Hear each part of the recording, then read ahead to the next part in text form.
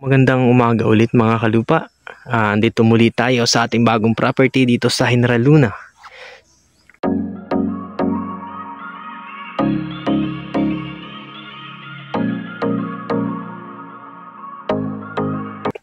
So meron tayo ditong 6 na hektarya na binebenta. Ayan, puno ng mahogany. Yan po, nasa 1,000 mahigit po na puno ng mahogany na kasama po sa loob ng property. So ito po yung daan niya. Palabas, ito po yung daan palabas. Nasa 100 meters po siguro hanggang sa provincial road po ng General Luna. So ito po yung boundary niya. Yung may mahogany po na yan. So ayan po, sako pa po, papunta po dun sa loob. Sa loob po niya. May mga ilan-ilan pong puno ng niyog, pero halos karamihan po is puno po ng mahogany. At doon nga po sa baba ay andun po yung sako pa po nung 6 na hektarya. Doon po sa unahan na yun. Ayan po.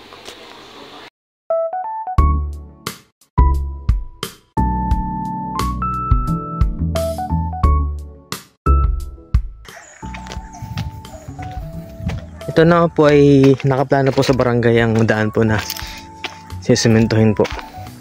So sa ngayon po, putol pa po yung cemented na road, pero nakaplano na po yan. Ayan po, nasa 1,000 po ang puno ng mahogany. Check po natin yung dulo ng property, then paliparan po natin siya mamaya ng drone shot para mas makita po natin yung kabuuan ng 6 na hektarya. Ano pong title nito?